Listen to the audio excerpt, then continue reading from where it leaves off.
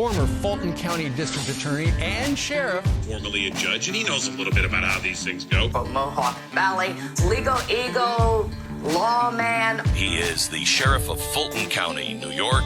Just such an amazing guy. This is the Rich Giardino Show, where the Constitution, crime, and politics meet. The Rich Giardino Show. In order to promote our program, we ask that you like, share, and subscribe on Apple, X, YouTube, and Spotify, and Rumble as well.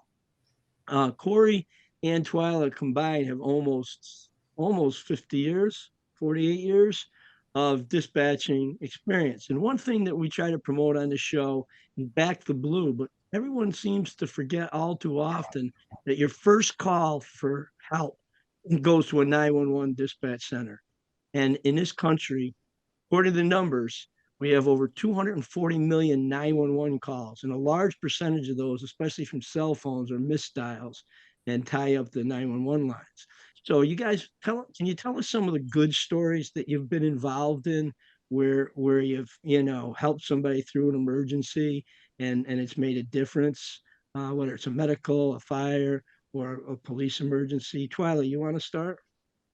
I've delivered 2 babies, and they were good births, and one of them is actually the grandson of one of our former sheriff's deputies here. That's neat. Yeah, they brought me a nice present. They're good people. And, we've had a couple good saves like that. We've had some saves with CPR. We've had, the incident out on the lake with one of our own. That was a great call. Corey, how about yourself over the years? Countless times where, people have called and, you think they're dying on the phone, and it does happen sometimes. Recently this week, I had a guy with a bee sting that wasn't breathing too well. We were able to get help to him immediately, and, he was able to be saved. It happens a lot. People don't realize. And when you guys, another thing they don't understand is how far the communications come along. In other words, we have GPS now or GIS, and tell us how it works differently. Like, so if I call 911 from a cell phone or a landline, what do you guys see on your screens, and how does it tell you what to do technically for your job? Well, if everything's working perfectly, your cell phone has a GPS in it, and it'll show where you are latitude and longitude wise, which helps us get emergency services to that area. We had a couple lost kids last summer in Bleecker. Luckily, their cell phone was able to hit a tower. We were able to coordinate where they were and get the fire department in the general area, have them turn their sirens on. We could hear the sirens in the background, so we knew we were in the right area to get emergency help to them and get the kids safely out of the woods. It shows on the lake. It all depends on, we have a mountainous county, so some spots there's not good cell service, so it doesn't work as good, but it's... And it also depends on your carrier too, your carrier and the area that you're in. Sometimes we are at the mercy of these towers that do something called triangulation, and then you just get a general area. So it really depends on where you're at, your carrier, and the cell phone that you actually have. And it makes a difference, Corey. I think, like you were both saying, is we're a very rural county, and there's a lot of rural counties of the 3,400 counties in this country. There's a lot of rural counties. So it's so much more difficult when people don't know where they are. I'm on the lake, I'm near this island, or I was taking a hike, right? I mean, it's frustrating. So a large part of your job is emotional. How do you want to say it? Emotionally talking people down to a calm stage so that they can relay the information properly to you, correct? Yeah, correct. Yes. Yeah, people don't call you to say hi. They call you because they're having their worst emergency. Right. Hopefully they never ever have to call again.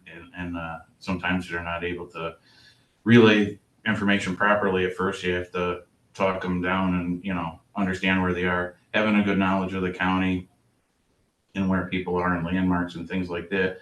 I know Twyla can agree, when we first started, we didn't have GPS. We didn't have this. Everybody had landlines. Nobody had cell phones. So when somebody called 911, it showed their house and their address. Now nobody has a landline, everybody has a cell phone. So, sometimes, oh, I got in a car accident. Where are you? I'm on Route 29. I'm on 29. Well, that runs, 40 miles through our county. So that doesn't really help me, So, that you still have to have a good idea where things are. You still, Right. but the GPS and things like that really do That help us helped out. tremendously. Corey and I came from the olden days. Well, I'm laughing because I think you two guys are younger than me, so you wouldn't remember, but we used to have party lines. And I we do used to spend remember party lines. They were awful. people could listen to your conversations, or the old lady had to make her Sunday morning call and the kids couldn't use the phone. We had a camp, my aunt had a camp on Canada Lake. And so those things would probably create so many headaches for us today as to, a party line call, like, okay, it's everyone on the road's got the same phone line. One of the things that is I've always admired you guys for is the fact that the federal, state, and local, whether it's us as an agency, whether it's our county emergency management, the state level emergency services, or when you get to the feds, continue to add more responsibilities to you without taking anything away and without increasing your salary. So, in other words, the salary all goes by union. The county gave us a bit of a raise last year. I don't want to get into politics with the raises and things, but I think that because you guys are isolated from the public and the politicians, a lot of people don't realize what you do. And I've had a couple of our elected officials who've had to call you for family emergencies for themselves, for family members, car accidents, overdoses. They actually realized how important you guys are when you make and send people to help them. And I think that's always a little bit unfair to the dispatchers, because when you look at the criminal justice system and public safety, as I said before, you guys are the first line of defense. You're the first one they talk to. And in our county, there's over 200,000 calls, and people can figure those numbers out themselves, 52 weeks. But in a lot of them, like if there's a bad accident, you might get 10 or 15 or 20 calls in a row when you're trying to dispatch, get ambulances. How does it work? Like, ideally, we should have 4 people. We have a high turnover because, like everyone else in this country, after COVID, it seems like it's hard to get people involved. What happens? I call 911. I'm at an accident. Oh my God, a car flipped over in front of me. The person looks like they're trapped. So there's 3 of you, say, on an average day. One of you takes the call. What happens and how do you communicate to get help? If I take the call and I have a bad call, I am going to repeat what the caller said to me out loud. I'm going to say, oh, you rolled your car on 29 and you're inside of it and the other car's on fire. And then Corey knows I better see what she has going on over there. And he'll usually pick up the slack and send the fire and EMS. As OICs, we pay attention to the other calls that Right. the other dispatchers are doing. And if you hear that they have something that's going to require fire, EMS, and police, you send fire and EMS while they're sending police, or you help them out while they're taking a call. If it's a call that they can't get off of, you do both for them. And it's all part of helping each other out. Right. To make sure that we get things, get the right emergency services to the scene as quickly as possible. Yeah, and what do you do when we have a bad call for a bad accident? We have a barricaded subject or active domestic violence, and everyone goes, and then you get the annoying calls from the sheriff and people like that. Who's, what's going on? What's going on? I don't know about Corey, but I hang up on the sheriff because he annoys me. We don't answer. I usually try to call you first because that way it's when we got a free second. And you don't get many free seconds. One of the things that I think people don't understand is, like in our county, we have limited resources. So the cities might have 5 officers on in a 5 square mile city, but we have 500 square miles, and we have state police, sheriff's office, often 1-2-man car for state police, and we might have 3 cars. And so out west is 25 miles from the office, and up north is 20 miles from the office. So what do you emotionally go through when you send deputies to a call with a gun involved or an active domestic with physical, and then you status check them? So tell us what a status check is, but what happens when you don't hear them? Emotionally, what do you go through when these are people you work with every day? Don't tell us what a status check It's is. horrible. It just rips your heart out and it makes you physically sick if you can't get a hold of your people, because that's our job, is to make sure that everyone goes home safe. And it's heartbreaking. Yeah, I'd say next to calls involving children, Yeah. you know, your officers are your main priority, and getting them home safe is your job. Right. And I want to thank you for what you do. I mean, I've been there when you guys have had suicide or attempted suicide cases, and you both had people actually commit suicide while you're on the phone with them. And people don't understand that's the emotional toll that you take home, and you try to separate that. And it's you're feeling the emotions without seeing the things. And I don't know if that's healthy or unhealthy. I mean, either way, it's awful to have that trauma. The officers see it. They see, when I was an assistant DA, we had a log truck roll over on a family, and it was devastating. 2 or 3 people lost their lives, including children. And everybody at the scene was awful. But when you're distanced 20 miles from it, you're living it through a radio. And you're help. In one sense, you must feel helpless at times. Yeah. God bless you. So I mean, some of the guys come back and you can ask them and you kind of debrief that way, and find out what happened and kind of get the final outcome of things. And you just put that down and you go on to the next call. Yeah, you don't usually have time to We don't have dwell time. on stuff. No. And the other thing people don't realize is you might be sitting there, 3 of you, 4 of you are deputies in and out, the sheriff in and out.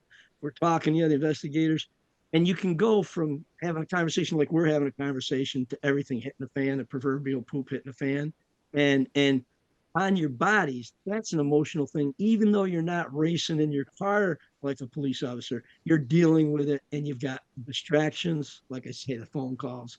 And it'd be nice if you had a sheriff, Corey, that would allow tan pants. I know that has always been the downside for Corey's been on because dog hair all over a uniform. Yeah. Now, remember, this is a national podcast, and all 3 people listening in the rest of the country don't care and I resist giving tan pants, but sooner or later we'll change that. One of those days when I'm out of the office and you guys send an email. I do want to ask you this: what have I missed that you would like the public to know, or what tips would you tell people? Well, I think one of them is, like you say, once you start getting those 911 calls for a major accident, as soon as you get them and everyone's en route, and I don't mean this in a bad way, people are doing what they think is right, but you're not being rude when you say, yeah, we're en route. So the public has to understand that the dispatchers are not being rude. It's that they've already been aware of the situation you're calling about. Right. And we have 20 other calls coming in. So we're going to take that call and go on to the next. So we're not being rude, but we already have it. People are en route. Thank you. People don't understand, like, when it's on a main highway, Right. If they don't see fire, EMS, or police on scene yet, they think better call because they're not here yet. We want to make sure they're on the way. So the day of cell phones, you get 50 people drive past a call. Thank God we don't have the throughway or the northway through our county, because everybody that drives by picks up their phone and calls. And you got to pay attention to every single call that comes in. You can't just say, oh, well, that's not it's in reference to the first accident we've had. I've had it happen to me where we've had a bad accident out in Oppenheim on 29 and Bliss Road. And then you get another call for another MVA at 29 and Bliss Road. And guess what? It's the other end of Bliss Road. Right. You can't blow off the calls as they come in. You got to make sure that it's not a secondary call. Right. So it is a little frustrating because everything with us, like you say, you can be sitting around having a conversation and all of a sudden, hell breaks loose and you got to answer 50 phone calls for the same incident, or maybe 2 or 3 different incidents. You got a structure fire in the city, you got a bad accident here, And you have to prioritize all those. Yeah. 2 other quick questions, because I know you guys got to go. What are your tips for callers to try to look for a landmark? Because landmarks, if they don't know where they are on 29 or 30 or 67, but you tell us, what are some of the major things you would want them. What road you're on, if you saw a crossroad or a business, Yeah, landmarks. landmarks. I always joke that dispatch is a lot like real estate. The three most important things are location, location, location. If I don't know where you are, Jesus better know where you are because you're in Jesus better trouble. than God.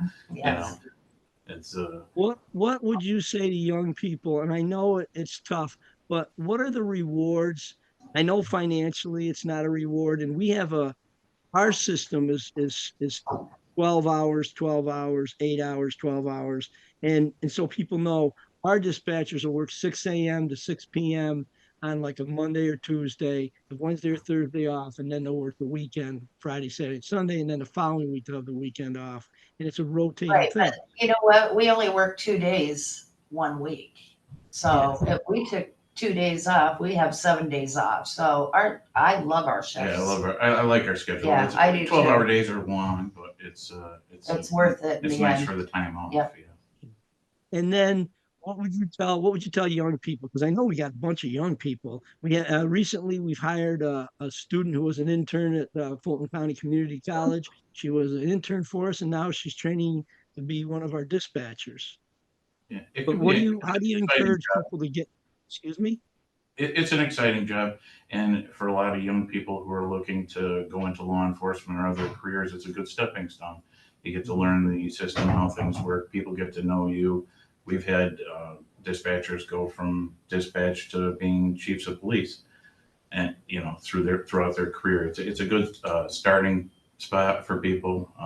And some people like myself, that's why I came here, and I stayed here. So And now we're just sucked in. yeah, now we're stuck. We Yeah. we can't leave. Yeah, we can't. Not if we wanted to. Nope. That's what happens when you can see. Yeah. My state policeman. Yeah, when you can see, I heard that. When you can see retirement down the end of the road, I think, I think that we're asking people who watch this and have family members in law enforcement, public safety, especially in dispatchers, to please know that the dispatchers are appreciated, underappreciated, and that people don't know a lot of what you do. And we lost a good friend recently who decided he had his time in, could have retired, Wayne Weaver. And I don't want to dedicate this program to Wayne and Wayne's family because Wayne was here from the beginning with you guys, and he was one of a kind, and we had a lot of fun with him. And Wayne, the sad part of Wayne's story is, and Twyla, you were working that night or no? I was working that night. Yeah. Wayne lived in another county right over the border, but he had a medical event and passed away. He was supposed to come in the next morning. And one time, one situation, we had a snowstorm coming. And instead of trying to drive home at night and know the big storm in the morning and have to leave people shorthanded, Wayne stayed over at a local hotel. And that's the kind of dedication that not only Wayne, but everyone displays. And so I want to thank you guys for coming on. I want to tell people that remember the first contact you have for help in most cases is through a 911 call through dispatch center. And so thank a dispatcher. And I want to thank you guys for what you do and taking the time. Is there anything else I missed that they should know that's important? Just be patient. Give us all the information that you have available to you. Be calm. People get frustrated because we have a lot of questions we have to ask, and it's to do with making sure we send the right emergency services to the person, making sure that we have their locations correct, their issue correct. And the other thing is, it's an officer safety issue. I don't want to send my guys into a place where they're not telling me any information or giving me any names. I'm not comfortable with that. Yeah. So. And that's and not only do you dispatch, but you're doing research to see who's the person on the other end of the line, where's the phone number come back to, how many times you've been at that house, are there orders of protection, what kind of orders of protection. So there's a lot more than people understand, than people would be aware of in most cases. Again, thank you guys very much. Corey, maybe on your birthday I'll let you wear tan pants. But thank you. Thanks for having us today. Thanks, Rich. Thank you guys. Have a good weekend. And so Corey, you're on this weekend and you're off, Twyla? Yes. Yes. All right. And thank you. We had some technical difficulties to get to this point. This has been a 3 or 4 week We project. had 48 years on. I said, Corey, by the time we finish this, we'll have 50. Yeah. Thanks again. And ladies and gentlemen and listeners, please like, share, and subscribe to Rich Giardino Show on Apple, YouTube, X, Spotify, and anywhere that excellent podcasts are played, and my podcast. All right. Thank you very much. Talk to you guys later. Have a good day. Sheriff. Like and subscribe to The Rich Giardino Show, part of the Elite Influencer Network, wherever you get your podcasts. And we'll see you next time on The Rich Giardino Show, where the Constitution, crime, and politics meet.